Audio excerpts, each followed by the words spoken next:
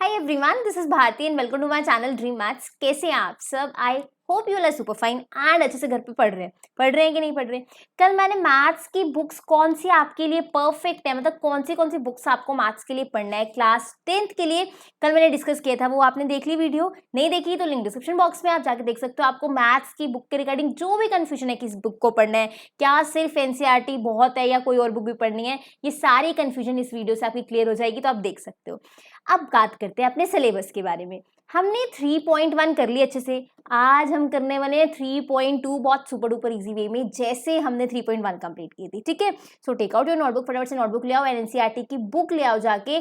Pencil साथ होनी चाहिए आपके साथ, क्योंकि क्वेश्चन आप मार्क करोगे जो मैं आपको होमवर्क के लिए दूंगी। ठीक है, सो विदाउट एनी डिले फटाफट से स्टार्ट करते हैं आज की क्लास। आज का टॉपिक बहुत सिंपल है। आज हम बात करने वाले हैं सॉल्यूशंस के बारे में। ठीक है, हमने देख लिया था कि पेयर ऑफ लीनियर इक्वेशंस क्या होता है, राइट? लेकिन उनके सॉल्यूशंस कैसे निकालते हैं वो अब हम देखेंगे। अच्छा, सॉल्यूशन होता क्या है, ध्यान से देखो। मान लो 4 माइनस एक्स इक्वल टू 0 है। ठीक है, मैं x की कौन सी वैल्यू डालूं कि left hand side right hand side के इक्वल हो जाए? आप कहोगे मैम x को 4 डाल दो आप। 4 माइनस 4 0, 0 इक्वल टू 0, मतलब x की जगह पे 4 डालने से ये left hand side right hand side के इक्वल होगी, राइट? इसका मतलब x इक्वल टू 4 इसका क्या है? सोल्यूशन है। तो कोई भी इक्वेशन का वो सोल्यूशन होता है अगर मैं यहाँ वैल्यू डाल दूं जिससे left hand side right hand side के इक्वल आ जाए। समझ आई ये चीज? क्लियर है चीज? सोल्यूशन से समझ आ गया क्या चीज होता है? चले आगे। आज हमने बात करनी है solution of a pair of linear equations. Solution किसका? पेयर ऑफ लीनियर इक्वेशन का। अब पेयर कैसे था? a1x plus b1y plus c1 equal to 0, ये एक इक्वेशन थी। a2x plus b2y plus c2 equal to 0, ये हमने देखा, ये हमारे पास standard pair of linear equations है, कल की क्लास में समझा था। तो इनके सोल्यूशन क्या होंगे? इनके सोल्यूशन का मतलब ऐसी एक्स वाई की वैल्यू जो फर्स्ट इक्वेशन को भी सेटिस्फाई करे एंड सेकेंड इक्वेशन को भी सेटिस्फाई करे। समझ आ गई चीज? जैसे 4 माइनस एक्स का सोल्यूशन क्या था? x इक्वल टू 4, इससे left hand side right hand side के इक्वल आ रहा था। इनका सोल्यूशन क्या होगा? इसमें वेरिएबल है एक्स वाई, ऐसे वेरिएबल एक्स वाई की वैल्यू जो इस इक्वेशन को भी सेटिस्फाई करे, इस इक्वेशन को भी सेटिस्फाई करे, ऐसे एक्स वाई की वैल्यू को इनका सोल्यूशन बोला जाएगा। सेटिस्फाई का मतलब जिन्हें डालने से left hand side right hand side के इक्वल आ जाए। इसमें कोई दिक्कत है ना? सिंपल सी चीज। अब बोलोगे मैम इतना सोल्यूशन के बारे में डिस्कस कर रहे हैं, क्या हम आज सोल्यूशन निकालने वाले हैं? बिल्कुल, आज हम ग्राफिकल मेथड से सोल्यूशन निकालेंगे। जितने हमने कल इक्वेशंस देखी थी, इनके हम ग्राफिकल मेथड, ग्राफ की हेल्प से हम कैसे सोल्यूशन निकाल सकते हैं वो सीखेंगे। ठीक है, बहुत ईजी है, ध्यान से देखो। अब आप कहोगे मैम ग्राफ्स बनाने हैं, बहुत ईजी है। देखो, सपोज मैंने दो लाइन्स ली, फर्स्ट लाइन की ये बना, ठीक है, ग्राफ, और सेकेंड लाइन के लिए स्ट्रेट लाइन मेरी ऐसी बनी। ठीक है, इस ग्राफ से क्या पता लग गया? ये एक्स एक्सिस है, ये वाई एक्सिस है। जहां पे दो इक्वेशंस की मैं स्ट्रेट लाइंस बनाऊंगी, देखो जैसे बन गई, ये फर्स्ट इक्वेशन की स्ट्रेट लाइन, ये सेकंड इक्वेशन की स्ट्रेट लाइन, जहां पे ये दोनों स्ट्रेट लाइंस एक दूसरे को कट करती हैं, वो हमें सोल्यूशन दे देते हैं। मान लो ये पॉइंट है, ये पॉइंट क्या है? X comma y. तो ये जो एक्स है, ये वाई है, ये इन दोनों इक्वेशन का सोल्यूशन बन गए। समझ आ गई चीज? कल हमने सीखा था कि लीनियर इक्वेशंस जो होती है ना, वो हमेशा स्ट्रेट लाइंस बनती है ग्राफ में। तो ये स्ट्रेट लाइन फर्स्ट इक्वेशन की, स्ट्रेट लाइन सेकंड इक्वेशन की, जिस पॉइंट पे ये मिलेंगे वो क्या हो जाएंगी? इनका सोल्यूशन हो जाएंगे। ये चीज क्लियर है? इसमें कोई दिक्कत? तो अगर कोई आपको कह रहे हैं कि ग्राफिकल मेथड से सोल्यूशन निकालो, मतलब वो आपसे चाहता है कि आप ग्राफ बनाओ, ग्राफ बनाने पे जिस पॉइंट पे ये दोनों लाइन इंटरसेक्ट करने वाली है, मान लो ये पॉइंट यहाँ पे मैं देखूंगी, यहाँ पे मान लो 3 है, यहाँ पे मान लो 5 है, तो ये पॉइंट क्या हो गया? That is 3,5। तो ये 3,5 सोल्यूशन हो जाएगा मेरी पेयर ऑफ लीनियर इक्वेशन का। इसमें कोई दिक्कत? चले आगे ना। नेक्स्ट देखो क्वेश्चंस कैसे आते हैं। आप निकालो फटाफट से बुक एंड नोटबुक। एक्सरसाइज 3.2 का फर्स्ट क्वेश्चन करने वाले हैं। ठीक है, बहुत ईजी है, देखो ध्यान से। From the pair of linear equations in the following problem find the solutions graphically. आगे हम method substitution, elimination, cross multiplication, ये सारे मेथड्स करने वाले हैं, पर आज हम सॉल्यूशन किससे करने वाले हैं? दैट इज ग्राफिकल मेथड से। ठीक है, क्या कह रहे हैं देखो। 10 students of class 10th took part in a mathematics quiz. 10 बच्चे थे टोटल जिन्होंने मैथमेटिक्स क्विज में पार्ट लिया। If the number of girls is 4 more than the number of boys. मेरे दिमाग में चीज आई, अगर गर्ल्स और बॉयज की बात हो रही है कि गर्ल्स इतने हैं बॉयज इतने हैं, तो मुझे एक्स वाई गर्ल्स बॉयज को लेना होगा। जब भी जिस चीज पे कंडीशन होती है कि ये इससे इतना ज्यादा है, ये उससे उतना ज्यादा है, उसी को ही हम लेट करके चलते हैं। तो ले लेते हैं, लेट नंबर ऑफ गर्ल्स कितनी ले लेते हैं राजे, एक्स ले लेते हैं। ऐसे नंबर ऑफ बॉयज क्या ले लेते हैं, वाई ले लेते हैं। ये चीज क्लियर है, इसमें कोई दिक्कत?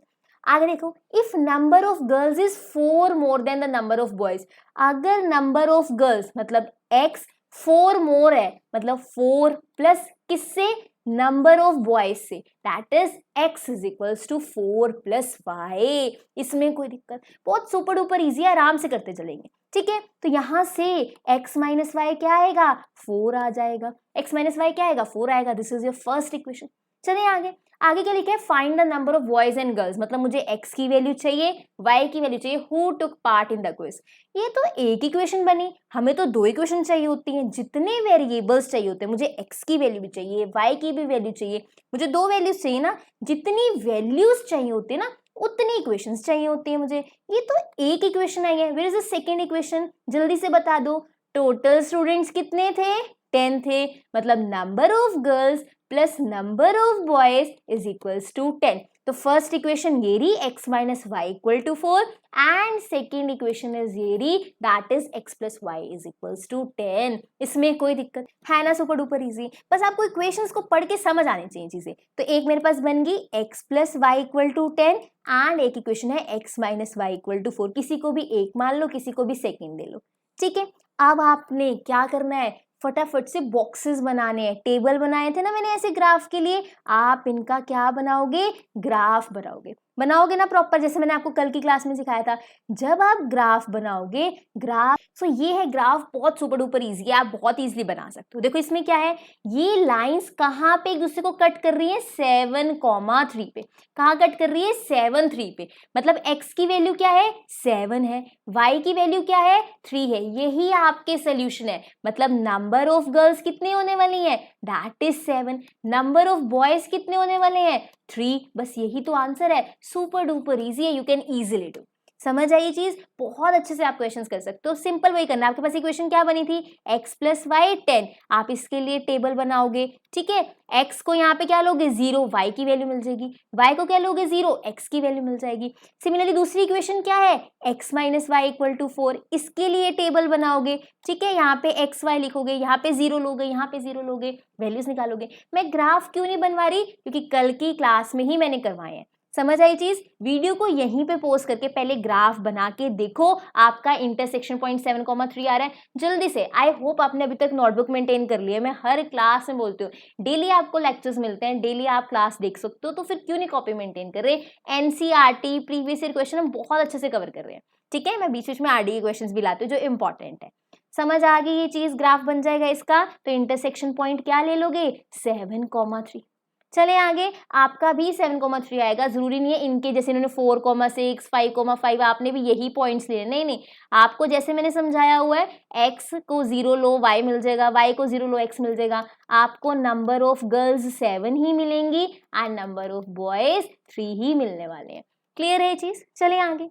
नो सेकेंड क्वेश्चन देखो, देखो आपको इक्वेशंस बनानी बता दी मैंने, एंड ग्राफ कल बताया था, उससे आप ग्राफ बहुत इजीली बना सकते हो। अब चलते हैं सेकेंड पार्ट पे। वो कह रहे हैं 5 पेंसिल्स 7 पेन्स टुगेदर कॉस्ट ₹50। अब जिसने कल की क्लास देखी है ना, वो फटाफट से क्वेश्चन करेगा। देखो पेन कितने हैं, पेंसिल कितनी है 5, पेन कितने हैं 7, है कितने के, 50 रुपीज के। ये पेंसिल्स की बात हो रही है, ये पेन की बात हो रही है। आगे देखो 7 पेंसिल्स 5 पेन कितने के हैं, 46 रुपीज के। आपको क्या निकालना है, cost of 1 pencil and that of 1 pen. जो आपको निकालना होता है ना, उसी को x लेते हैं। जो भी आपको वो पूछ रहे होते हैं, उसी को क्या लेना है, आपने x लेना है। तो यहाँ पे देखो, कॉस्ट ऑफ 1 पेंसिल कितनी ले लो, x ले लो। किसी भी क्वेश्चन में आगे जो आपसे वो पूछ रहे निकालने के लिए बोल रहे हैं, आपने उसी को x y लेना है। एंड कॉस्ट ऑफ 1 पेन कितनी ले लो, y ले लो। बस ठीक है, पेंसिल वालों के साथ क्या लिखना है, x, पेन वालों के साथ क्या लिखना है, y। पेंसिल ये रही, तो 5x प्लस 7y क्या हो जाएगा, 50। 7x प्लस 5y क्या हो जाएगा, 46। These are the equation. बताओ क्या ये टफ है ना? Super duper easy. इतने इजी क्वेश्चंस हैं। आप इसका ग्राफ बनाओगे, ये रहा इसका ग्राफ, ये equation 7x + 5y 46 and 5x + 7y 50। Graph आप कोई भी पॉइंट्स लेके बना सकते हो, जरूरी नहीं है इनके वाले पॉइंट्स लेना है कि आपको -212 ही लेना है, -490, ऐसा कोई जरूरी नहीं है। अपने किसी भी पॉइंट से ग्राफ बना सकते हो, उनकी लाइंस बनाओगे। एक चीज और, जब आप पॉइंट बना रहे हो, मान लो ग्राफ लाइन बनानी है, तो आपके एक पॉइंट यहाँ पे और एक पॉइंट यहाँ पे है, तो आप ये नहीं ये लाइन बना के छोड़ दोगे, इसको थोड़ा सा एक्सटेंड कर लो, थोड़ा सा। तो जब आप एक्सटेंड करके ग्राफ बनाते हो, आपको ग्राफ भी अच्छा मिलता है और आपको पॉइंट्स भी अच्छे से दिखते हैं। ठीक है, तो यहाँ पे मैंने बना लिया ग्राफ। देखो यहाँ पे किस पॉइंट पे ये इंटरसेक्ट कर रहे हैं, 3,5 पे। तो यही इसका सोल्यूशन है। जहां पे दो लाइंस इंटरसेक्ट करती हैं वो आपको सोल्यूशन दे देती है, इसमें कोई दिक्कत। क्लियर है चीज? अब इसका ग्राफ देखो, जैसे मान लो मेरे पास इक्वेशन है 5x + 7y 50। ठीक है, आप कहोगे मैम इसका ग्राफ। अब देखो मैं यहाँ पे x ले रही हूँ, y ले रही हूँ। अब ध्यान से देखो, अगर मैं x को 0 लूंगी मान लो, तो मेरा जो y है ना वो पॉइंट में आएगा, डेसिमल में आएगा। मुझे नहीं चाहिए, मुझे होता है कि पूरा पूरा नंबर आ जाए। तो ये वाला केस मैं अभी के लिए छोड़ दूंगी। ठीक है, अब मैं y को 0 लेती हूँ, तो यहाँ पे 7 × 0 + 5x, ये क्या बनेगा 50। यहाँ से x बहुत ईजिली मिल गया 10, तो एक पेयर तो मुझे मिल गया 10,0। वो देखो इन्होंने भी लिया हुआ है, ये ड्रॉ किया हुआ है। लेकिन मैं x0 वाला केस नहीं ले रही, क्योंकि अगर x0 वाला केस लेती हूँ y मेरा पॉइंट्स में आ जाएगा। और मैं इग्नोर करती हूँ कि अगर हो सके तो मैं पूरे पूरे नंबर्स वाले क्वेश्चंस करती हूँ जहाँ पे मुझे डेसिमल ना लेना पड़े। ठीक है, अब और ट्राई करते हैं, बहुत ईजी है। देखो मैं कैसे सोचती हूँ आपको बताती हूँ। ये मेरे पास 50 है, ठीक है, ये मेरे पास 7y है। अब मैं कुछ 50 में से ऐसा माइनस करूं कि ये 7 के टेबल पे चला जाए, 7 के टेबल पे चला जाए। ये कैसे होगा? अब ध्यान से देखो, इक्वेशन क्या है, मतलब अगर आपके पास एग्जाम में ग्राफ आ जाए, आप रैंडम पॉइंट्स नहीं डाल सकते, थोड़ा सा माइंड लगाना है। वो माइंड कैसा थॉट प्रोसेस होता है हमारा, वो देखो। अगर मेरे पास एग्जाम में आ गया, आपके पास नहीं, मेरे पास आ गया, ठीक है, अब मुझे सोचना है, अरे मैं x को तो नहीं ले सकती 0, क्योंकि अगर मैं x को 0 लेती हूँ ना तो प्रॉब्लम होती है, पॉइंट्स में आंसर आता है। तो क्या करूं मैं ऐसा करती हूँ, यहाँ 7y को ऐसा रखती हूँ। अगर मैं 5x को उधर लेके जाना चाहती हूँ माइनस में, क्यों ना मैं 50 से कुछ ऐसा माइनस करूं कि वो 7 के टेबल पे चला जाए, क्योंकि 7 उधर जाके डिवाइड होने। ठीक है, मैंने सोचा 50 में से, अगर देखो 5 है ना, x को 1 डालूंगी, 50 में से 5 माइनस होगा, दैट इज 45। वो 7 के टेबल पे नहीं जाता। x को 2 डालूंगी, क्या बन जाएगा 10। 50 में से 10 माइनस होगा, उधर जाके बनेगा 40, उसका भी कोई फायदा नहीं। x को 3 डालती हूँ, 5 3 दा 15, उधर जाके माइनस होगा, आंसर क्या आएगा 35। और 35 7 के टेबल पे जाता है। तो यहां से मैंने डिसाइड करा कि मैं x को 3 पुट कर देती हूँ, क्योंकि ये इसे 35 बना देगा जब माइनस करने पे। तो ये 7 उधर जाएगा, तो क्या बन जाएगा y की वैल्यू 5, मतलब x 3 डालने पे y 5 आ गया। तो मोस्ट ऑफ द टाइम 0 0 से बात बन जाती है, नहीं बनती तो आप चूज करो आप चाहते क्या हो। मैं 7y को इधर ही रखना चाहती थी, तो मैं 5x था उसको ऐसा कुछ बनाना चाहती थी कि उधर जाके वो कुछ ऐसा बने कि 7 से डिवाइड करना इजी हो जाए। तो मैंने उसे 35 बनाया कि 7 5 35 होता है। तो ये मेरा टेबल रेडी हो गया। कौन से वाला? x10 y0 x3 y5। देखो यहाँ पे बना हुआ 10 0 एंड 3 5। समझ आ गई चीज? अब ये नहीं आप यहीं तक लाइन लगाओगे, इसको एक्सटेंड कर सकते हो। जब आप इंटरसेक्शन करोगे वैसे भी आपको दूसरी लाइन यहीं से कट करती ही मिलेगी। ये चीज क्लियर है? आई होप आप बहुत अच्छे से ग्राफ बनाओगे। अगर अभी तक आपने ग्राफ नहीं बनाए, वीडियो को यहीं पॉज कर दो, पहले ग्राफ्स बना लो, फिर हम आपके साथ चलेंगे नेक्स्ट द मोस्ट इंपॉर्टेंट। इस एक्सरसाइज में से आपको 1 से 2 मार्क का क्वेश्चन मिलने ही वाला है, तो इस एक्सरसाइज को अच्छे से करना। आई होप आपने ग्राफ बना लिए होंगे, ठीक है, आंसर्स भी मैच कर ले होंगे। अब आगे चलते हैं। मैंने आपको बोला कि चलो राजे हम ना ग्राफ से सोल्यूशन देख सकते हैं कि आपके पास ऐसा बनेगा जहां पे दो लाइंस इंटरसेक्ट हो रही होंगी, वहां से हमें क्या मिल जाएगा, सोल्यूशन मिल जाएगा। बट हमने जब ग्राफ बनाए थे हर बार लाइंस इंटरसेक्ट नहीं हो रही थी। कुछ आपके पास इक्वेशंस के ग्राफ ऐसे भी आ रहे थे कि पैरेलल आ रहे थे। कुछ के ग्राफ क्या थे, मान लो मैंने फर्स्ट लाइन की बनाई, इक्वेशन के ग्राफ बनाए, ये लाइन आई, जब सेकंड के पॉइंट्स को ज्वाइन करा फिर से यही लाइन बन गई। ऐसा भी हो सकता है। तो मैंने सिर्फ कहा कि जो लाइंस इंटरसेक्ट करती है वो सोल्यूशन दे देंगी। तो इनका क्या, जिन इक्वेशंस के लाइन पैरेलल हैं, जिन इक्वेशंस के लाइन एक दूसरे के ऊपर है, उनका क्या, उन इक्वेशंस का क्या होगा। बहुत सिंपल सी बात है, हम हर बार ग्राफ बना के नहीं देख सकते। अब देखो मेरे पास पहला ग्राफ है, ध्यान से समझते चलना, बहुत ईजी है, कुछ भी लर्न नहीं करना पड़ेगा। मान लो मेरे पास ये ग्राफ है, ठीक है, यहाँ पे दो लाइंस बन रही है, दो लाइंस बना देते हैं फटाफट से बड़े अच्छे तरीके से। दैट इज, मान लो पहली इक्वेशन ये है और दूसरी इक्वेशन की लाइन ये है। जो ये वाला पॉइंट है वो क्या दे देगा, सॉल्यूशन दे देगा। मतलब ये इंटरसेक्टिंग लाइंस है। कौन सी लाइंस है राजे? इंटरसेक्टिंग लाइंस है।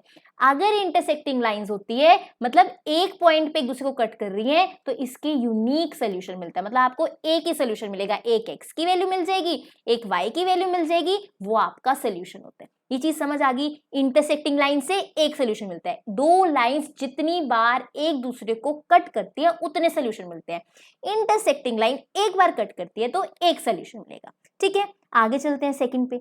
अब मैंने अगला बनाया, इसमें क्या है, जो मैंने दो इक्वेशंस के ग्राफ बनाए वो ऐसे स्ट्रेट लाइंस थी। मतलब इन्हें क्या बोलते हैं? ये पैरेलल लाइंस है। ये तो एक दूसरे को टच ही नहीं कर रहे, एक दूसरे को कट ही नहीं कर रहे। अगर ये एक दूसरे को कट ही नहीं कर रहे तो नो सोल्यूशन। जो लाइन एक दूसरे को कट नहीं करती उनका सोल्यूशन नहीं है। हमने कहा था जितनी बार जितने पॉइंट पे कट करते हैं उतने सोल्यूशन होते हैं। यहाँ पे एक बार कट किया, यूनिक, यूनिक मतलब एक ही सोल्यूशन मिलेगा। इन दोनों ने एक दूसरे को कट नहीं किया, नहीं सोल्यूशन मिलेगा। पैरेलल लाइंस का कोई सोल्यूशन नहीं होता। ये चीज समझ है? अब आगे चलो, ये ना मेरा इंटरसेक्टिंग लाइंस, ये रही मेरी पैरेलल लाइंस। आगे क्या करेंगे? दैट इज, अब कहीं ग्राफ कैसे होते हैं, मान लो फर्स्ट इक्वेशन ली मैंने, एक मेरे पास एक इक्वेशन है, एक सेकंड इक्वेशन है। फर्स्ट इक्वेशन का मैंने पॉइंट्स ज्वाइन किए, ये लाइन बनी, ठीक है। फिर मैंने सेकंड इक्वेशन के पॉइंट्स बनाए, उनको भी ज्वाइन किया ना, उसकी भी सेम लाइन यही बनी। हो सकता है ऐसे कि दो इक्वेशन की सेम लाइंस हो सकती है, हाँ बन गई है। तो इनको बोलते हैं कोइंसिडेंट लाइन, मतलब एक दूसरे के ऊपर है ये लाइंस। तो मैंने कहा था जितनी बार टच करते हैं उतने सोल्यूशन होते हैं। इसके बाद एक बार कट किया था, एक सोल्यूशन। इन्होंने कट नहीं किया, नो सोल्यूशन। ये तो पूरा ही कट करते आ रहे हैं, एक दूसरे के ऊपर ही है, ये हर पॉइंट पे एक दूसरे को कट कर रहे हैं। तो इसके पास इनफाइनाइट सोल्यूशंस, बहुत सारे सोल्यूशंस है। इसके पास क्या होते हैं? इनफाइनाइटली मेनी सोल्यूशंस, मतलब बहुत सारे सोल्यूशन। तो इसके लिख देते हैं इनफाइनाइटली मेनी सोल्यूशन। रट्टा लगाने की कोई जरूरत नहीं है, जो जितनी बार जिसको टच कर रहा है उतने सोल्यूशन। इंटरसेक्टिंग एक बार तो यूनिक सोल्यूशन, यूनिक मतलब एक सोल्यूशन। पैरेलल लाइंस कोई एक दूसरे को कट नहीं करता, नो सोल्यूशन। कोइंसिडेंट एक दूसरे के ऊपर है, हर पॉइंट पे एक दूसरे को कट कर रहे हैं, हर पॉइंट पे एक दूसरे को देखो कट कर रहे हैं, इस पॉइंट पे भी, इस पॉइंट पे भी, इस पॉइंट पे भी, इस पॉइंट पे भी। तो इसके पास बहुत सारे पॉइंट्स हैं, हर जैसे 2.1, 2.2, 2.3, 2.4, कितने सारे पॉइंट्स हैं। तो जितने पॉइंट पे कट करता है उतने सोल्यूशन होते हैं। ये इनफाइनाइटली मेनी पॉइंट्स पे टच कर रहा है तो इसके इनफाइनाइटली मेनी सोल्यूशंस होने वाले। ये चीज क्लियर है? बताओ इन तीनों में पक्का? चले आगे, अच्छे से समझ आ गया। अब आगे चलते हैं। अब मैं हर बार ग्राफ बना के देखूं यार, बहुत मुश्किल काम हो जाएगा। तो क्या बिना ग्राफ के भी हम इक्वेशंस को देख के पता लगा सकते हैं वो इंटरसेक्टिंग है कि पैरेलल है कि इनफाइनाइट है? समझ आ गई चीज? तो बिना ग्राफ के हम सीख लेते हैं, बहुत इजी काम है। आप देखो मेरे पास क्या होती है equation, a1x plus b1y plus c1 equal to 0। दूसरी क्या होती है, a2x plus b2y plus c2। अब तो आप ही मुझे बताते हो, मुझे भी याद नहीं है, आप लोगों से सीखी हूं मैं तो। समझ आई चीज? ये मेरे पास पेयर ऑफ लीनियर इक्वेशन है। क्या मैं बिना ग्राफ बनाए बता सकती हूँ ये लोग इंटरसेक्टिंग, ये इक्वेशंस क्या आपके पास पैरेलल हैं या फिर कोइंसिडेंट है? बिल्कुल बता सकते हो। ध्यान से देखो, पहली चीज हमने क्या कहा था, कोइंसिडेंट की बात करते हैं। कोइंसिडेंट क्या होती है? जहां पे क्या होता है, एक ही लाइन पे दूसरी लाइन भी बन रही होती है, मतलब बिल्कुल सेम पे सेम लाइन बन रही होती है। जो पॉइंट फर्स्ट लाइन के थे वही पॉइंट सेकंड लाइन के है। अच्छा, पॉइंट सेम है तो कोफिशिएंट्स भी सेम होते हैं। अगर a1/a2, b1/b2, c1/c2 के इक्वल आ जाए, जब उन्होंने कहा एक की लाइन के ऊपर दूसरी लाइन है तो लाइंस भी सेम है तो उनके कोफिशिएंट्स की रेशियो भी सेम होते हैं। a1/a2, b1/b2, c1/c2 के इक्वल होता है। तो अगर आपको ग्राफ बना के नहीं देखना, आप ये चेक कर लो क्या a1/a2, b1/b2, c1/c2 के इक्वल है।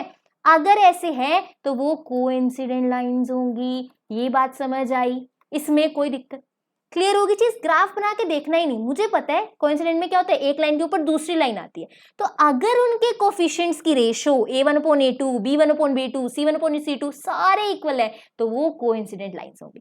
आगे देखो सेकंड मैं करती हूँ, यहाँ पे ध्यान से देखना।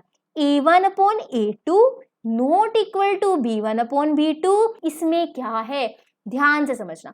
अब क्या होता है, इंटरसेक्टिंग में क्या होता है, एक दूसरे को कट करते हैं, एक दूसरे को क्या करते हैं, कट करते हैं। तो जो इसके a1/a2 है, b1/b2 एक दूसरे को इक्वल नहीं होते, ये भी एक दूसरे को कट कर देते हैं क्रॉस। हमने सेम नहीं होना, हमने एक दूसरे को कट करना है। तो जिसमें a1/a2 not equal to b1/b2 होना, वो इंटरसेक्टिंग लाइंस होती हैं। जो पहले ही लड़ाई कर रहे हैं नॉट, तो वो a1/a2, b1/b2 को भी इक्वल नहीं होने देंगे। इसमें कोई क्लियर है चीज? जो पहले ही लड़ाई कर रहे हैं, नॉट इंटरसेक्टिंग है बिल्कुल, तो उनके a1/a2 भी b1/b2 के इक्वल नहीं होंगे। थर्ड पे चलते हैं। अब क्या बात करने हैं? पैरेलल। पैरेलल मतलब वैसे तो ये एक दूसरे को कट नहीं करेंगे, लेकिन सामने सामने चलते हैं। अच्छा, एक दूसरे को कट नहीं कर रहे लेकिन सामने सामने चल रहे। अगर कट नहीं कर रहे तो a1/a2 b1/b2 के तो इक्वल होगा, but not equal to c1/c2। This is the condition for parallel lines. बहुत सिंपल है, बहुत अच्छे से आप लर्न कर सकते हो। और ये नहीं मैं बाद में कर लूंगा क्लास के बाद, नहीं नहीं, अभी मैं आपके माइंड में डाल के जाऊंगी। देखो, कोइंसिडेंट लाइंस में क्या होता है? सब कुछ इक्वल है, सारे पॉइंट्स इक्वल होते हैं, एक लाइन के ऊपर एक लाइन है, तो ये तीनों इक्वल हो जाएंगे। ये चीज क्लियर है? आप भी माइंड में डाल लो, डाल ली। चले आगे, सेकंड की बात करते हैं। इंटरसेक्टिंग लड़ाई है, बिल्कुल क्रॉस लगाते हैं, तो इनके पहले दो में ही क्रॉस लग जाता है, ये दोनों इक्वल नहीं हो सकते। a1/a2 not equal to b1/b2, c1/c2 से हमें कुछ लेना देना नहीं है। अब बात करते हैं पैरेलल लाइंस की। पैरेलल लाइंस एक दूसरे से कट नहीं करते, तो a1/a2 तो b1/b2 के इक्वल है, but not equal to c1/c2। ये चीज क्लियर है? अब आगे चलते हैं। कोइंसिडेंट लाइन कितनी बार एक दूसरे को टच करती हैं, कितनी बार एक दूसरे को कट करती हैं? Infinite many times. तो इसके सोल्यूशन भी कितने होंगे? Infinite many times. तो पहले हम इक्वेशन देख के ये बता सकते हैं कि वो कौन सी लाइंस है, प्लस ये भी बता सकते हैं इक्वेशंस देख के कि उसके कितने सोल्यूशंस है, बिना ग्राफ बनाए। हाँ, आगे देखो, इंटरसेक्टिंग लाइन है, कितनी बार टच करेंगी? एक बार। तो इसके कितने सोल्यूशन होंगे? एक ही सोल्यूशन होंगे। तो सिंगल सोल्यूशन नहीं लिखते, यूनिक सोल्यूशन लिखते हैं। ठीक है? अब पैरेलल लाइंस एक दूसरे को टच ही नहीं कर रही, तो ये क्या है? No solution. अगर अब भी डाउट है ना, पक्का बता रही हूँ, घर वालों को जो भी पास बैठे कह दो हमला कर दो भाई हम पे, मैम बोल रहे हैं, क्योंकि इसके बाद ये अब अच्छे से माइंड में चला जाना चाहिए। ठीक है? आप करेंगे क्वेश्चन, ये आपकी बुक में आपको कुछ अपना अपना सा लगे कि नहीं कुछ मेरे को बाहर की चीजें नहीं पढ़ा दी हैं, तो ये आपके पास intersecting line, coincident lines, parallel lines का दिया हुआ है, आप बहुत ईजिली कर सकते हो। ठीक है? बुक से ही पढ़ाया है, कुछ एक्स्ट्रा नहीं है। चलिए अब आगे चलते हैं। नाउ नेक्स्ट देखो, अब क्वेश्चंस करते हैं। क्या इतना कुछ बोला है, क्या इससे क्वेश्चंस करने हैं? इसका क्वेश्चन आता है, ध्यान से देखना। फर्स्ट पार्ट करते हैं।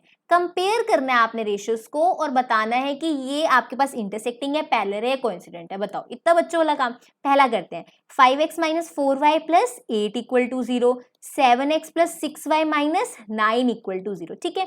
आपको सिंपल सा बता दो, देखो x के नीचे x, y के नीचे y, कांस्टेंट के नीचे कांस्टेंट है, तो a1/a2 5/7, b1/b2 -4/6। अभी इक्वल नहीं लगाते, अभी थोड़ा ना हमें पता है इक्वल है कि नहीं, अभी जस्ट लिखते हैं।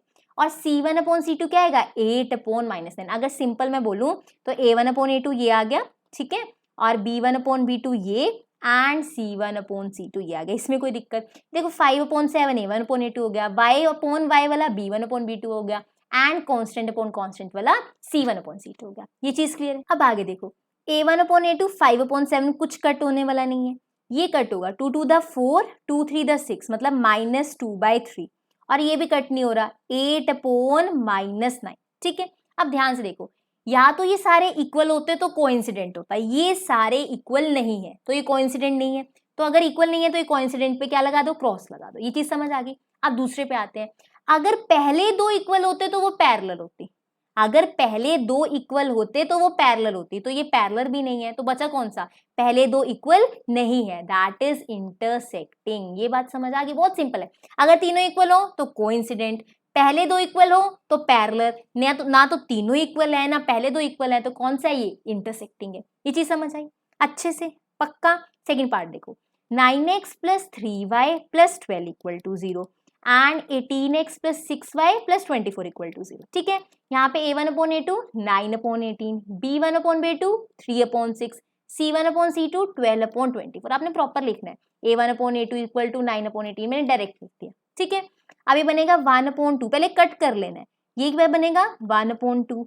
ठीक है? और ये भी क्या बनेगा? 1/2। ये तो तीनों इक्वल आ गए, तीनों इक्वल आ गए, तो ये कौन सी लाइन है? कोइंसिडेंट लाइंस है। खत्म बात। समझ आ गई चीज? बहुत सिंपल है। तीनों इक्वल तो कोइंसिडेंट, दो इक्वल पैरेलल, है ना? पहले दो इक्वल होते तो क्या होता है? पैरेलल। लेकिन अगर पहले दो इक्वल नहीं है तो इंटरसेक्टिंग। ये चीज क्लियर है? चलें थर्ड पार्ट पे। सेकंड पार्ट क्लियर है? चलो, थर्ड क्या है? 6x - 3y + 10 = 0, 2x - y + 9 = 0। ठीक है? 6/2 -3/-1, यहाँ पे क्या बनेगा? 10/9। ये बनेगा 3, ये माइनस से माइनस कैंसिल, 3, 1 लिखने की जरूरत नहीं होती नीचे, 10/9 एज इट इज। पहले दो इक्वल आ गए, पहले दो इक्वल आने से क्या होता है, दैट इज पैरेलल लाइंस। बहुत सिंपल सी चीज है, आप बहुत इजीली कर सकते हो, ठीक है, इसमें कोई दिक्कत, तो ये पैरेलल लाइंस बन गई, तो आप ऐसे एक एक कंडीशन चेक कर सकते हो। नेक्स्ट चले फिर नेक्स्ट चलते हैं। Next is consistent and inconsistent. ये टॉपिक को ना ऐसे इंपॉर्टेंट मार्क कर लो ना कॉपी के अंदर, कंसिस्टेंट एंड इनकंसिस्टेंट। देखो कितना खुश हो रहा है, ये पता है क्यों खुश हो रहा है, ये कह रहा है पेपर में ये आता है और बच्चे पता नहीं इस वर्ड से क्यों डर जाते हैं, और है इजी इसलिए खुश हो रहा है। देखो कैसे, कंसिस्टेंट इक्वेशंस वो होती हैं जिनके पास सोल्यूशन होता है, हैविंग सॉल्यूशंस, जिनके पास सोल्यूशन होता है वो क्या होते हैं, कंसिस्टेंट। जिनके पास सोल्यूशन नहीं होता वो इनकंसिस्टेंट होते हैं। जिन पेयर ऑफ लीनियर इक्वेशंस के पास सोल्यूशन है वो क्या है, कंसिस्टेंट। नहीं है सोल्यूशन, इनकंसिस्टेंट। सोल्यूशन वाले के पास कंसिस्टेंट, नहीं वाले के पास एन लगा होता है, नो सोल्यूशन, इसलिए इनकंसिस्टेंट। समझ आ गई चीज। मतलब आप देखो, मैंने बोला कि जो पैरेलल लाइंस होती हैं उनके पास कोई सोल्यूशन नहीं होता है ना, क्योंकि वो एक दूसरे को कट ही नहीं करते तो सोल्यूशन नहीं होता। तो इसका मतलब जो पैरेलल लाइंस वाले होंगी इक्वेशंस वो क्या होंगी, इनकंसिस्टेंट होंगी। समझ आ गई चीज। लिंक करते चलो एक दूसरे को। आगे देखो, अब हमने क्या कहा, अगर इंटरसेक्टिंग लाइंस है, इंटरसेक्टिंग लाइंस में क्या होता है जल्दी से बता दो, यूनिक सोल्यूशन होता है। और अगर यूनिक सोल्यूशन है इसका मतलब सोल्यूशन तो है ना, यूनिक है, तो ये क्या होगा, कंसिस्टेंट होगा। समझ आई चीज। इंटरसेक्टिंग लाइंस हैव सोल्यूशन तो इसलिए कंसिस्टेंट है। अब बात करते हैं कोइंसिडेंट लाइंस। ये क्या होते हैं, इसके पास तो एक नहीं इनफाइनाइटली मेनी सोल्यूशंस होते हैं, बहुत सारे सोल्यूशंस होते हैं, लेकिन सोल्यूशन तो है ना, तो ये भी क्या हो गया, कंसिस्टेंट हो गया। तो जो पैरेलल लाइंस होती है उनके पास सोल्यूशन नहीं होता इसलिए वो इनकंसिस्टेंट है, लेकिन इंटरसेक्टिंग लाइंस, कोइंसिडेंट लाइंस, इनके पास सोल्यूशन होता है तो ये कंसिस्टेंट है। समझ आई चीज। इतना सा। कंसिस्टेंट कौन होते हैं, या तो वो इंटरसेक्टिंग होनी चाहिए या फिर क्या होनी चाहिए, कोइंसिडेंट होनी चाहिए। और इनकंसिस्टेंट कौन से होते हैं, पैरेलल लाइंस। बस देखो अब तो हमें भी आ गया, अब तो ये भी खुश है, हम भी खुश हैं। समझ आ गई चीज, है ना इजी। करें क्वेश्चन इसके, देखो कैसे करने हैं। On comparing this find out whether the following pair of linear equations are consistent और इनकंसिस्टेंट।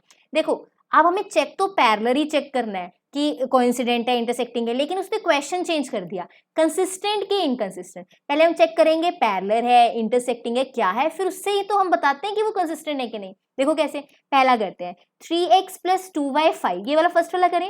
a क्या है, that is 3, a1 upon 2, b1 क्या आएगा 2 अपॉन -3, आगे क्या है 5 अपॉन 7। ठीक है, ये 3 अपॉन 2, ये 2 अपॉन -3, ये क्या है 5 अपॉन 7। अगर तीनों इक्वल हो कोइंसिडेंट, दो इक्वल होते पहले दो तो वो क्या होते हैं हमारे पास, पैरेलल। इसमें कोई इक्वल नहीं है, देखो फर्स्ट टू इक्वल नहीं है ना, तो ये क्या है, इंटरसेक्टिंग।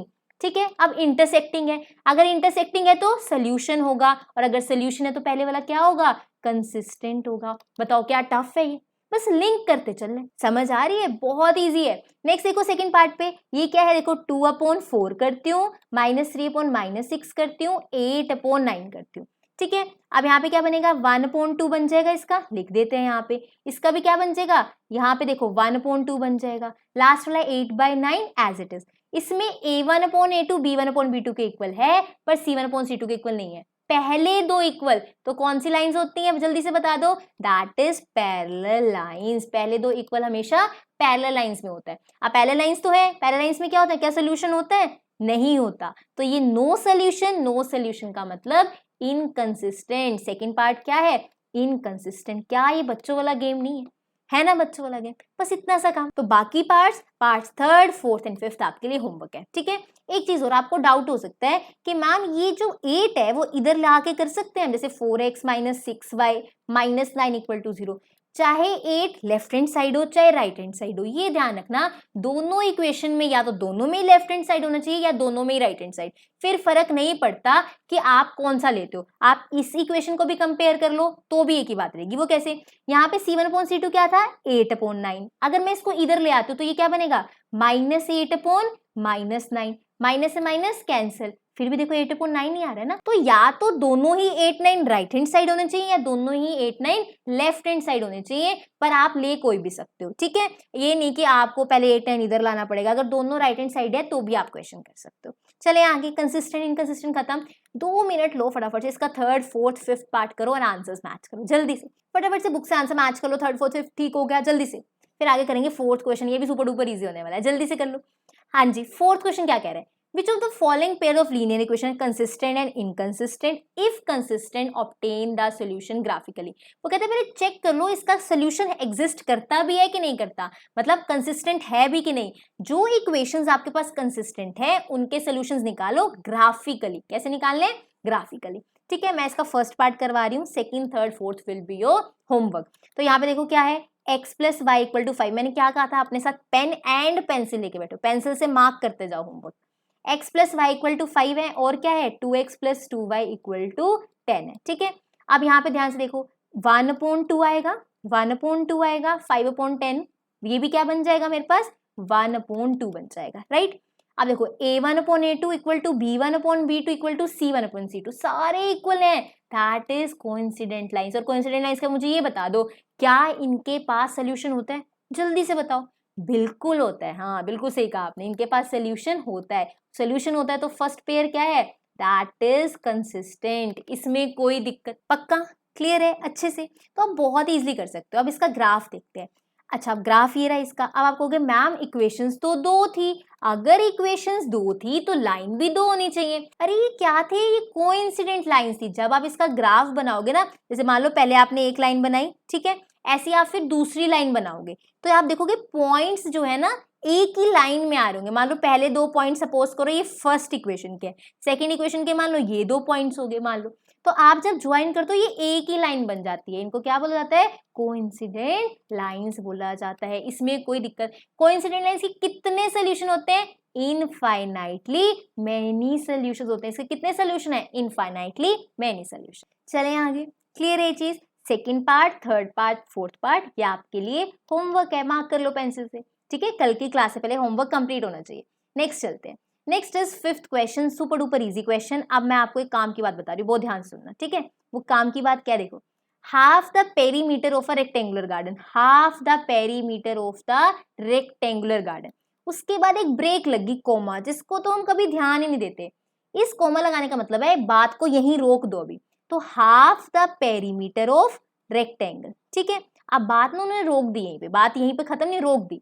Whose length is 4। अच्छा, इस बात को भी छोड़ दो, लेंथ कितनी बोल रहे हैं, 4 more than the width, width मतलब ब्रेड्थ, ठीक है। अब फिर कॉमा लगा, मतलब जो हमने ब्रेक लगाई थी ना उसको फिर से आगे चलते हैं, इज 36 मीटर। बात समझ आई कैसे गाड़ी चली, half the perimeter of rectangle, ठीक है, half perimeter of rectangle, comma मतलब ब्रेक लगा दो। ब्रेक में क्या कहा कि लेंथ 4 मीटर ज्यादा है भाई ब्रेड से, जैसे मैं कुछ बात करते करते पहली वाली बात याद आ गई ना, उनको भी याद आ गई। Half the perimeter of rectangle, breadth, length 4 ज्यादा है ब्रेड से, फिर दोबारा कॉमा लगाया मतलब ब्रेक को खोल दिया। वो वैल्यू ही बता रहे हैं किसकी, पेरीमीटर की, दैट इज 36। ये चीज समझ आ गई, बस ये ब्रेक और ये कॉमा आपको समझ आ गया तो बात बन गई, ठीक है। अब वो देखो, अब हमें इंफॉर्मेशन क्या मिली, हाफ जो पेरीमीटर रेक्टेंगल का है वो 36 आया है, लेंथ 4 प्लस विड्थ है, ठीक है। अब कंडीशन किसके किसके बीच में, लेंथ और विड्थ के बीच में, तो ले लेते हैं, let length of rectangle is equals to x metre, ठीक है। एंड ब्रेड्थ ले लेते हैं, मतलब विड्थ वो कितनी ले लेते हैं, दैट इज y मीटर, इसमें कोई दिक्कत। अब लेंथ मतलब x is equals to 4 plus, यहाँ पे क्या है विड्थ, दैट इज y, तो x is equals to 4 plus y, कहें तो x minus y equal to 4। ये मेरी एक इक्वेशन दे दी, इक्वेशन नंबर 1 दे दो, इक्वेशन नंबर 2 आपकी विश है, इसमें कोई दिक्कत। हमें डायमेंशंस निकालनी थी ना गार्डन की, तो हमने डायमेंशंस ही ली है, x मीटर लेंथ ले ली, y मीटर ब्रेड्थ। या तो ऐसे कहो, जो वो पूछते हैं वही एक्स वाई लेते हैं, उन्होंने डायमेंशंस पूछे मतलब लेंथ ब्रेड्थ, मैंने एक x ले ली एक y ले ली, इसमें कोई दिक्कत। क्लियर है ये चीज, आगे देखो, ये तो बात बन गई। अब ये क्या है, हाफ इंटू पेरीमीटर, पेरीमीटर का फॉर्मूला बता दो जरा मुझे रेक्टेंगल का, भाई 9th याद करो, पेरीमीटर रेक्टेंगल क्या होता है, 2 इंटू एल प्लस बी, तो मतलब हाफ इंटू, अब लेंथ क्या ली हुई है मैंने, x ली हुई है, ब्रेड्थ क्या ली हुई है मैंने, y ली हुई है, तो half into 2 into x plus y कितना है 36, 2 से 2 कैंसिल, एक मल्टीप्लाई और एक डिवाइड हो रहा है, x प्लस वाई कितना आ गया 36। This is the second equation. ये मेरे पास क्या है, सेकेंड इक्वेशन है। फर्स्ट और सेकेंड इक्वेशन क्लियर होगी, बताओ। ब्रेक लगानी समझ आ गई इस क्वेश्चन में, इंपॉर्टेंट है, बहुत ईजी भी है। समझ आई तो दो इक्वेशन कौन सी होगी, x plus y 36 and x minus y 4। तो x plus y 36 and x minus y equal to 4। अब क्या करेंगे, इसका सोल्यूशन निकालेंगे। कैसे, अभी तक तो हमें सिर्फ एक ही मेथड से सोल्यूशन निकालना आता है, दैट इज ग्राफिकली। लेकिन एग्जाम तक तो आप सारे मेथड कर चुके होंगे, सब्स्टिट्यूशन मेथड भी, एलिमिनेशन भी, क्रॉस मल्टीप्लिकेशन भी। तो एग्जाम में तो आप इसका किसी भी मेथड से सोल्यूशन निकाल सकते हो, लेकिन अभी तक हमने ग्राफिकली सीखा है। जब तक मेंशन ना हो ना ग्राफिकली, आपको ग्राफ से सोल्यूशन निकालने की कोई जरूरत नहीं है, पर अभी तक हमने ग्राफिकली सीखा है तो हम इसका सोल्यूशन ग्राफ से निकालने वाले हैं, ठीक है। अब ध्यान से देखो, पहले के लिए बॉक्स बनाते हैं, क्या बनेगा, that is x y, x को 0 लो, वाई 36, वाई को 0 लो, एक्स 36, ठीक है। और यहाँ पे अगर ले हम एक्स को 0 लेंगे तो वाई क्या आ जाएगा -4, वाई को 0 लेंगे तो एक्स क्या आ जाएगा 4 आ जाएगा, ठीक है। अब ग्राफ बहुत इजीली बना सकते हैं। सो ग्राफ अब आप बनाओगे, बहुत इजीली बना सकते हो। आप इसका देखोगे किस पॉइंट पे ये इंटरसेक्ट करें, बहुत इजीली कर सकते हो। Next question is given the linear equation this, right another linear equation in 2 variable such that geometrical representation pair is form. क्या बोली जा रहे हैं, कुछ समझ सा नहीं आ रहा। अगर सिंपल भाषा में बोला जाए, सिंपल लैंग्वेज में बोला जाए, तो एक आपको इक्वेशन दे रखी है 2x plus 3y minus 8 equal to 0। ये चाहते हैं हम इन्हें दूसरी एक इक्वेशन बना के दें जो इसके पैरेलल हो, जो इसके इंटरसेक्टिंग हो, जो इससे कोइंसिडेंट करे। समझ आ गई चीज, एक इक्वेशन दे दी, क्योंकि हमें पेयर ऑफ लीनियर इक्वेशन चाहिए होते हैं ना, एक तो दे दी, दूसरी इक्वेशन ऐसे बनानी है कि वो इसकी इंटरसेक्टिंग, पैरेलल और कोइंसिडेंट हो। बहुत ईजी है। देखो पहली इक्वेशन क्या दे रखी है, 2x plus 3y minus 8 equal to 0। First part करते हैं, वो इसकी इंटरसेक्टिंग होनी चाहिए। इंटरसेक्टिंग का मतलब a1 upon a2 b1 upon b2 के इक्वल नहीं होना चाहिए। अच्छा ऐसा कुछ है, देख लेते हैं। a1 upon a2 b1 upon b2 के नहीं इक्वल होना चाहिए। यहाँ पे a1 क्या है 2, b1 क्या है 3, ये तो -8 ऐसे लिख लेते हैं। अब मैं यहाँ पे कुछ ऐसा लिखूंगी कि इक्वल ना हो, बहुत ईजी है। देखो यहाँ पे मैं लिख लेती हूँ मान लो 6 और यहाँ पे मैं लिख लेती हूँ 12। ये क्या बनेगा, देखो 1/3 बन जाएगा, और ये 3/12 क्या बनेगा 1/4 बन जाएगा। देखो ये दोनों इक्वल नहीं है। समझ आई चीज, मतलब ऐसे नीचे नंबर लिखने थे कि कट करने के बाद भी सेम ना बने। तो मैंने 6 और 12 लिख लिए। 2/6 1/3 आया, 3/12 1/4 आया, ये इक्वल नहीं है। मतलब वो दूसरी इक्वेशन क्या है 6x प्लस 12y, या कुछ भी ले, सी की वैल्यू कुछ भी ले सकते हो, कुछ भी -11 ही ले लो, ले लिया। समझ आ गई चीज, मतलब ये आपने नीचे जो वैल्यू ली, इसको x के साथ लिखा, इसको y के साथ लिखा, आपको सेकेंड इक्वेशन मिल गई। सेकेंड देखो क्या है, पैरेलल लाइंस होनी चाहिए। पैरेलल लाइंस की कंडीशन क्या होती है, a1 upon a2 b1 upon b2 के तो इक्वल हो सकता है, पर c1 अपॉन c2 के इक्वल नहीं होता। अब देखो इक्वेशन क्या है 2x plus 3y minus 8 equal to 0, जो गिवन है। यहाँ 2 लिखेंगे, यहाँ 3 लिखेंगे, यहाँ पे क्या लिखेंगे -8। a1 अपॉन a2 किसके इक्वल होना चाहिए, b1 अपॉन b2 के इक्वल होना चाहिए। तो मैं कुछ ऐसा लिखती हूँ ये सेम बन जाए। अब मैं यहाँ पे 4 लिख रही हूँ, 2 टू द 4 होता है एंड 3 टू द 6 होता है, तो यहाँ मैं 6 लिख रही हूँ। अब देखो कट करने पे क्या बनेगा 1/2, इसको कट करने पे क्या बनेगा 1/2, बन गए ना सेम। मैंने सेम कैसे बनाया, 2 को 2 से मल्टीप्लाई करके नीचे लिखा, 3 को भी 2 से ही मल्टीप्लाई करके लिखा, मतलब सेम। तो जैसे अगर 2 टू द 4 लिखा है तो 3 टू द ही नीचे लिखा है 6, तो कट करने पे ये 1/2 बन गया। अब बात करते हैं c1 अपॉन c2 की। अब ये 1/2 नहीं बनना चाहिए, ऊपर क्या है -8 है, नीचे कुछ भी लिख दो, 8 टू द नहीं लिखेंगे, 8 3 द लिख देते हैं, दैट इज 24। ठीक है, अब इसको कट करो, क्या बनेगा 1/3 बनेगा। तो a1 अपॉन a2 तो इक्वल है b1 अपॉन b2 के, but not equal to c1 upon c2। अब देखो समझ आ गया तो बहुत अच्छी बात है। एक और अच्छा सा मैं आपको वे बताती हूँ। मान लो मुझे पता नहीं लग रहा क्या करना है, ठीक है, ये इक्वेशन है, मुझे इसकी कोई पैरेलल इक्वेशन ढूंढनी है। मतलब a1 upon a2 b1 upon b2 के इक्वल होना चाहिए, लेकिन c1 अपॉन c2 के इक्वल नहीं होना चाहिए। ठीक है, मैं इसके नीचे क्या लिखूं, ध्यान से देखना। मैं ना इसके नीचे 2 के 2 टू द लिख रही हूँ, 4 3 टू द लिख रही हूँ 6, लेकिन यहाँ पे 8 टू द नहीं लिखूंगी, नहीं तो वो भी सेम हो जाएगा। दैट विल भी, मैं कुछ 8 5 द लिख देती हूँ, -40। समझ आई चीज, मैंने इसका भी 2 टू द लिखा, इसको भी 3 टू द लिखा, क्योंकि ये दोनों सेम हो जाए इसलिए मैंने कुछ सेम नंबर से करके लिखा। ये 1/2 बनेगा, देखो ये भी 1/2 बनेगा, लेकिन ये 1/5 बनेगा, ये इक्वल नहीं है। जरूरी नहीं 2 से करना है, आप इसको f से भी लिख सकते थे, 2/2 3 द 6, 3 अपॉन, इसको भी 3 से करना है, इसको भी 3 से करो, 3 3 द 9, 8 को जिससे मर्जी कर लो, मान लो 5 से करा -40, तो ये क्या होगा 1/3, ये अभी भी क्या होगा 1/3, नॉट इक्वल टू 1/5। मतलब सेम बनाने के लिए ऊपर वाले नंबर को सेम नंबर से मल्टीप्लाई करके नीचे लिख दो, जिसको इससे करोगे। जिन दो को आपने इक्वल करना है ना, उन्हें सेम नंबर से मल्टीप्लाई करके नीचे लिख दो, आपको वो दो इक्वल मिल जाएंगे। समझ आ गई चीज। अब इक्वेशन क्या बनी जो लिख रहे हो नीचे, 2x, ये y 2y plus 3 equal to 0, ये भी इसका आंसर हो सकता है। इसका आंसर ये भी हो सकता है 2x plus 2y plus 5 equal to 0, ये भी आंसर हो सकता है। 3x प्लस 3y प्लस 5, इसका बहुत सारे आंसर हो सकते हैं। इक्वेशन हमने खुद एग्जाम्पल देना ना, कोई भी दे सकते हो। समझ आ गई चीज। नेक्स्ट इज कोइंसिडेंट लाइन, सारे इक्वल होने चाहिए। 2 3 -8 सबको नीचे सेम नंबर से मल्टीप्लाई करके लिख दो। बताओ किससे करूं, 3 से कर दूं, 2 3 6, 3 3 9, 8 3 24, सबको मैंने 3 से किया, सबको। ये इसको भी 3 से किया, नीचे लिख दिया, इसको भी 3 से मल्टीप्लाई किया, नीचे लिख दिया, इसको भी 3 से मल्टीप्लाई कर दिया, नीचे लिख दिया।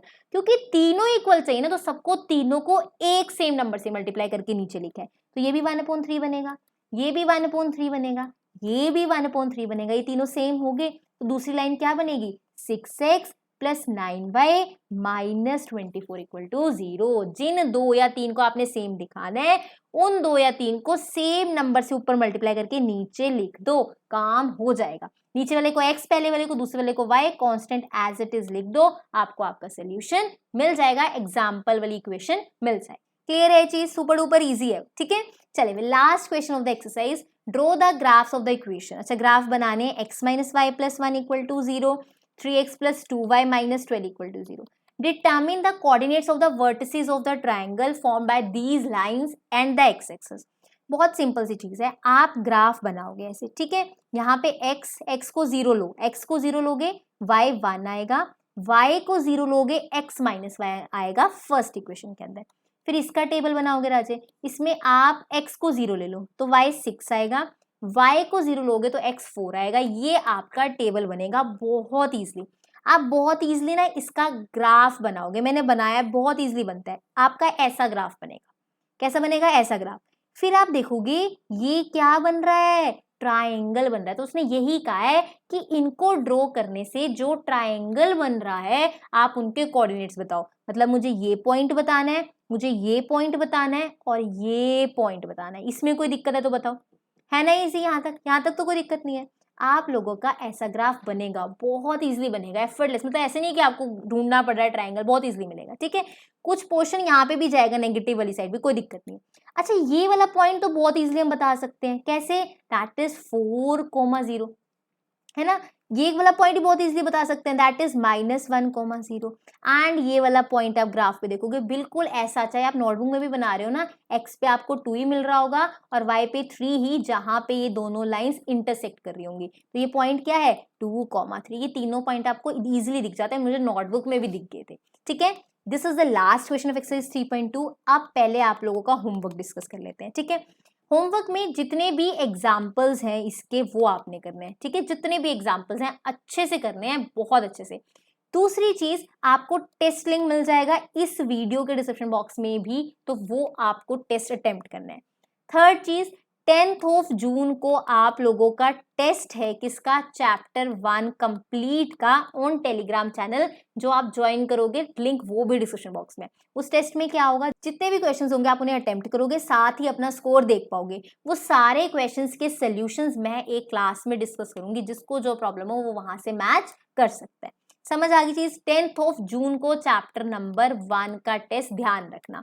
Okay, I hope you like this video. अगर आपको वीडियो अच्छा लगा है प्लीज इसको शेयर कर दो एंड लाइक कर दो, सो दैट कि मुझे पता लगे हाँ आपको बहुत अच्छे से समझ आया। If you like this video, do like, share, comment and subscribe कर दो चैनल को अगर अभी तक नहीं किया, और बेल आइकन को प्रेस कर लो सो दैट आपको नोटिफिकेशन मिले जैसी आपकी क्लास आती है। मॉर्निंग में आती है, ज्यादातर मेरी कोशिश रहती है मॉर्निंग में दे दूं क्लास आपको। सेकंड चीज, टेलीग्राम चैनल पे मैं साथ ही शेयर कर देती हूँ, किसी की मिस भी हो जाती है क्लास तो वहां से उसको नोटिफिकेशन मिल जाता है। तो अगर आपने नहीं ज्वाइन किया टेलीग्राम चैनल, आप कर सकते हो। ड्रीम मैथ्स के 2 टेलीग्राम चैनल हैं। क्लास 10th के लिए मैंने रिसेंटली बनाया, उसमें भी इतने बच्चे नहीं है, अब भी जस्ट बनाया है। कॉलेज स्टूडेंट्स के लिए अलग है, ड्रीम मैथ्स क्लास 10th के नेम से, नहीं तो लिंक है डिस्क्रिप्शन बॉक्स में, आप कर सकते हो ज्वाइन, बहुत ईजी है। ठीक है, thank you so much for watching.